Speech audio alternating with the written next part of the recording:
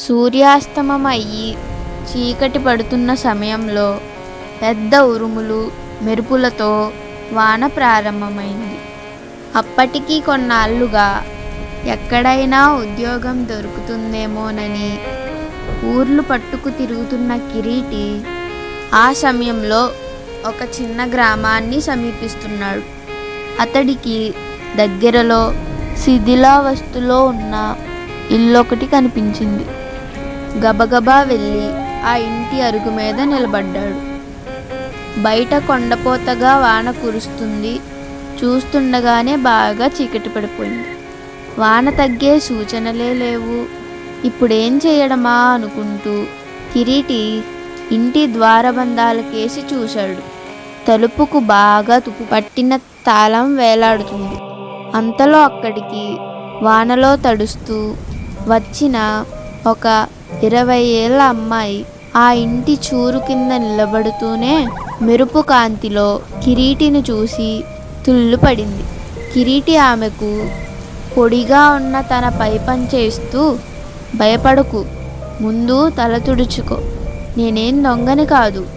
అయినా ఇంత చీకటి వర్షంలో ఒంటరిగా ఎక్కడికి బయలుదేరావు అని అడిగాడు.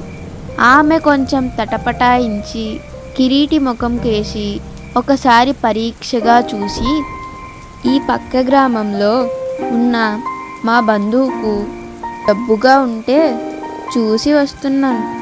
బాడుగ బండివాడు ఆఖరి క్షణంలో వాన భయం వల్ల బండి కట్టననేశాడు. ఇప్పుడు ఈ గాలి వానలో ఏం చేయాలో అర్థం కావట్లేదు. మా ఊరిక్కడికి 1/2 కిలోమీటర్ దూరంలో ఉంది అన్నది. అంతలో పాడుబడ్డ ఇంటి కిటికీలోంచి గబ్బిలం కీచుమంటూ ఆమె తల మీదగా ఎగిరిపోయింది. ఆమె భయంతో కెవ్వుమన్నది. కిరీటి నవ్వి, వర్షంలో ఒంటరిగా రావడం చూసి చాలా ధైర్యవంతురాలు అనుకున్నాను అన్నాడు. ఆమె సిగ్గుపడుతూ, నాకు దొంగలన్నా చీకటన్నా పాములన్నా భయం లేదు, కానీ దెయ్యాలంటే మహచెడ్డ భయం. పాడుబడ్డ ఇళ్లల్లో దెయ్యాలుంటాయి కదా అన్నది. తర్వాత ఆమె తన పేరు శిల్ప అని చెప్పింది. కిరీటి ఒక్క క్షణం ఆగి, చూడు శిల్ప, మనకు ముందు తెలియదు గాని మన చుట్టూ ఉన్న మనుషుల్లో దెయ్యాలను మించిన వారు ఉన్నారు. నా సంగతే చూడు.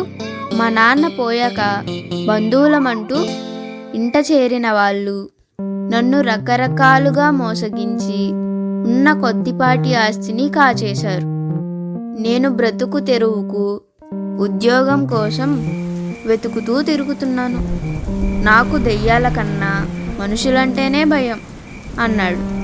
పోనీలేండి, ఈ అర్ధరాత్రి వేళ దెయ్యాలూసెందుకు అన్నది శిల్ప. వర్షం తగ్గే సూచనలు లేకపోవడంతో కిరీటి, ఇక మనం ఈ రాత్రికి ఇంట్లోనే తల దాచుకోక తప్పదు అని తుప్పు పట్టిన తాళాన్ని గట్టిగా లాగాడు. అది చేతిలోకి ఊడొచ్చింది. అంతలో లోపల నుంచి, ఎవరు వాళ్ళు? నేను దెయ్యాన్ని, జాగ్రత్త, లోపలికి రాకండి అన్న కేక వినిపించింది. శిల్ప వణికిపోతూ కిరీటి చేయి పట్టుకొని, వర్షమైతే అయ్యింది, పారిపోదాం రండి అన్నది. కిరీటి ఆ మాటలు వినిపించుకోకుండా కాలితో తలుపును గట్టిగా తన్నాడు. అది విరిగి దబీమని వెనక్కి పడిపోయింది. అతడు చీకటిలోకి చూస్తూ, మేము మనుషులము, దెయ్యాలకు గియ్యాలకు భయపడని వారం అంటూ లోపలికి వెళ్ళాడు. గది మధ్యలో ఒక ముసలి దెయ్యం కూర్చొని ఉంది. అది కిరీటిని శిల్పను చూస్తూనే, ఎంత ధైర్యం, ఎంత పొగరు, నిలువున చీల్చేస్తా అన్నది. అదేదో తర్వాత చేద్దువు గాని ముందీ సంగతి చెప్పు. ఈ పాడుబడ్డ కొంపన నువ్వు కాపలా కాస్తున్నది అని అడిగాడు కిరీటి. ఆ ప్రశ్న వింటూనే ముసలి దెయ్యం ఏడుపు ముఖం పెట్టి, ఛీ, ఈ కొంప అంటే నాకు పరమ చిరాకు.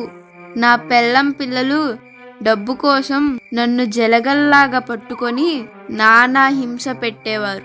అయ్యో, సంపాదించడం ఖర్చు పెట్టడానికా? నేనేం వాళ్ళ పప్పులు ఉడకనివ్వలేదు. నేను కాపలా కాస్తున్నది ఇక్కడ దాచిన నిధిని అన్నది.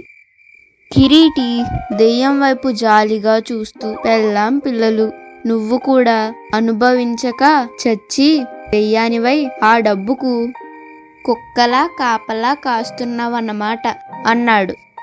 ముసలి దెయ్యం కొంతసేపు ఆలోచనలో పడింది. ఏళ్ల తరబడిగా అక్కడ కాపలా కూర్చోవడం దానికి విసుగనిపిస్తున్నది. అది గది మధ్య ఒక చోట తవ్వి ఒక పెట్టెను పైకి తీసి మూత తెరుస్తూ, ఈ డబ్బంతా నువ్వు తీసుకో, నాకు ఈ కాపలా బాధ తప్పుతుంది అన్నది. కిరీటి పెట్టిలోని నాణాలు కొన్ని తీసుకొని చూసి, నువ్వు చచ్చిపోయి చాలా ఎక్కువ కాలమే అయినట్టుంది.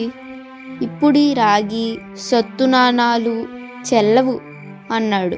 అయ్యో అలాగా అంటూ దెయ్యం పెద్దగా మూల్గింది. ఆ మరుక్షణం దానికి గబ్బిలం ఆకారం వచ్చింది. అది కీచుమంటూ పెట్టిలోని నాణాలు మీద ఒక్కసారి వాలి తుర్రుమంటూ బయటికి ఎగిరిపోయింది. కిరీటి పెట్టెను దెయ్యం తవ్విన గుంటలో పెడవేసి గట్టిగా చేతులు దులుపుకుంటూ శిల్పకేసి చూశాడు. శిల్ప ఆశ్చర్యంగా, అబ్బా మీరెంత ధైర్యవంతులండి అన్నది. నా ధైర్యానికేం గాని, ఈ రాత్రికి మనం ఇక్కడ కాలం గడపక తప్పదు అన్నాడు కిరీటి. ఇద్దరూ గదిని సాధ్యమైనంతలో శుభ్రం చేసుకొని నిద్రపోయారు. తెల్లవారి కిరీటి నిద్ర లేచేసరికి శిల్ప అరుగు మీద నిలబడి రాత్రి గాలివాన దెబ్బకు విరిగిపడిన చెట్లకేసి చూస్తుంది. చాలా పెద్ద గాలివానేనన్నమాట.